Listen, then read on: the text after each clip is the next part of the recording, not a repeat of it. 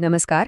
आज आपण एका अशा विषयावर बोलणार आहोत ज्याने स्वातंत्र्य मिळाल्या भारताची अक्षरशः झोप उडवली होती. होय, आपण बोलतोय भारताच्या अंतर्गत सीमा निश्चित करण्याच्या त्या महाभयंकर संघर्षाबद्दल. MPSC आणि UPSCच्या विद्यार्थ्यांसाठी हा टॉपिक म्हणजे एकदम हाय यील्ड आहे. तर चला थेट मुद्द्यावर येऊया. आजच्या या विश्लेषणात आपण नेमके काय पाहणार आहोत? तर राज्यांच्या पुनर्रचनेचा पेचप्रसंग, 1948चा धर आयोग, JVP समितीची त्यावरील प्रतिक्रिया, या दोन आयोगांची एक थेट तुलना, आंध्र राज्याच्या निर्मितीचा तो निर्णायक क्षण आणि शेवटी परीक्षेसाठी सर्वात महत्त्वाचे मुद्दे. चला तर मग सुरुवात करूया. तर आपला पहिला मुद्दा आहे पुनर्रचनेचा पेचप्रसंग. स्वातंत्र्य मिळाल्यानंतर नेमकं काय वाढून ठेवलं होतं आपल्यासमोर? विचार करा, देश नुकताच स्वतंत्र झालाय. आता सर्वात मोठा प्रश्न हा होता की या नव्या भारताच्या आतल्या सीमा नक्की कशा आखायच्या.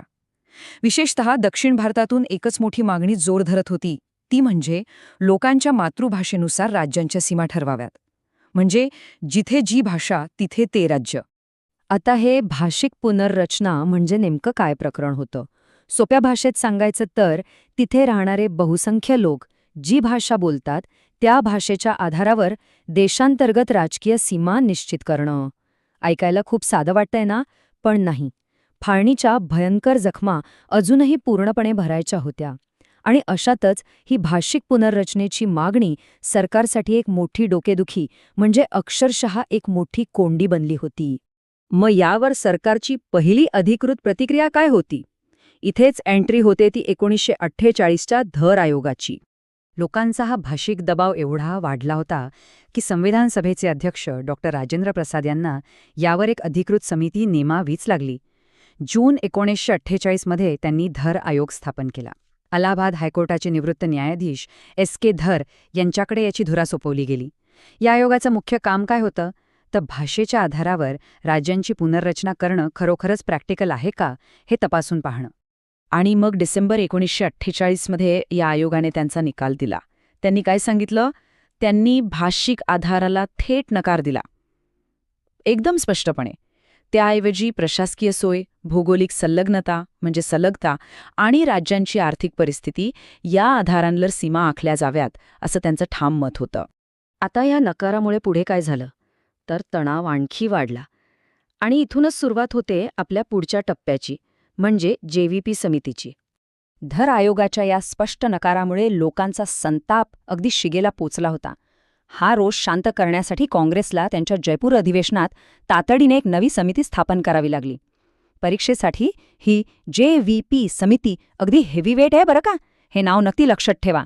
J म्हणजे जवाहरलाल नेहरू, V म्हणजे वल्लभभाई पटेल आणि P म्हणजे पट्टाभी सीतारमैया. देशातले हे 3 सर्वात मोठे दिग्गज या समितीत होते. आता या समितीबद्दल एक अत्यंत इंटरेस्टिंग फॅक्ट सांगतो. एवढे पॉवरफुल आणि प्रभावशाली नेते एकत्र येऊनही या JVP समितीला कोणताही अधिकृत अध्यक्ष किंवा सचिव नव्हता. म्हणजे सगळेच समान पातळीवर होते. ही एक अतिशय अनोखी अशी रचना होती. या समितीकडे काम होतं धर आयोगाच्या अहवालाचा अभ्यास करण्याचं. एप्रिल 1949मध्ये या JVP समितीने आपला अहवाल सादर केला. आणि आश्चर्य म्हणजे त्यांनीही तोच निर्णय दिला. त्यांनीही पुनर्रचनेचा आधार म्हणून भाषा अधिकृतपणे फेटाळून लावली. पण त्यांनी असं का केलं? तर त्यामागे एक खूप मोठं कारण होतं.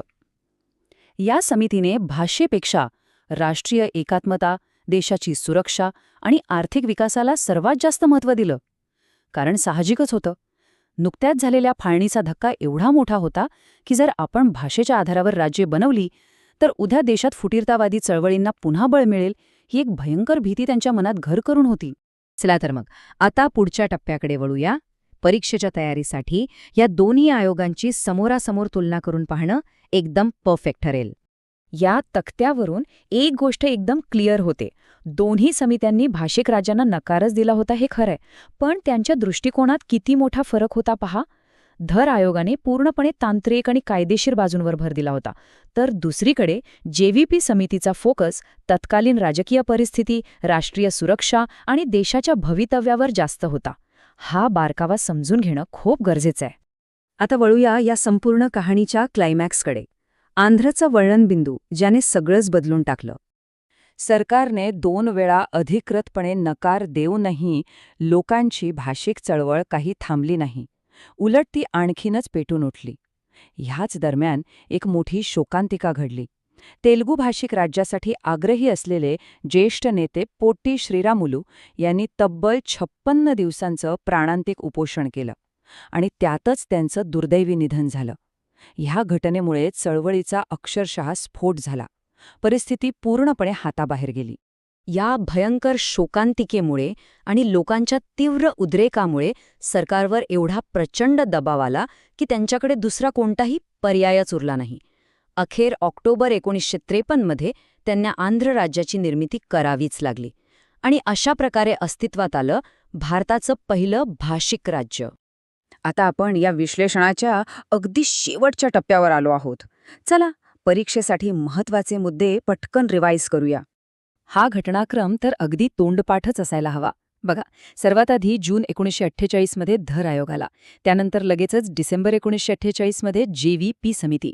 या दोन्ही नकारांनंतरचा उद्रेक आणि ऑक्टोबर 1953 मध्ये आंध्र राज्याची निर्मिती आणि या सर्व हाय व्होल्टेज ड्राम्याचा परिणाम म्हणून अखेर 1953 मध्येच फजल अली आयोगाची स्थापना करावी लागली.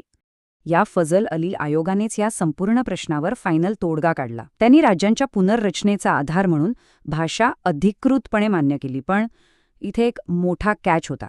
त्यांनी एक भाषा एक राज्य हा एकदम ताठर आणि टोकाचा नियम मात्र स्पष्टपणे फेटाळून लावला. म्हणजे भाषा महत्वाची, पण तीच एकमेव अट असू शकत नाही.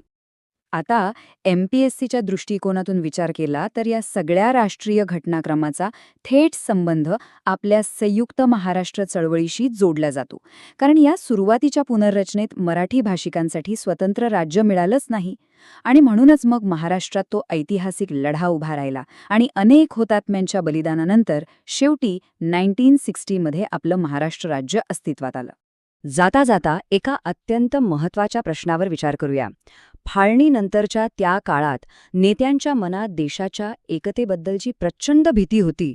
ती पाहता भाषेच्या आधारावर राज्यांच्या सीमा आखण्याच्या या निर्णयामुळे खरोखरच आपला देश एकसंध राहिला की भविष्यातल्या आणखी खोलवरच्या विभाजनाची बीजे त्यात रोवली गेली?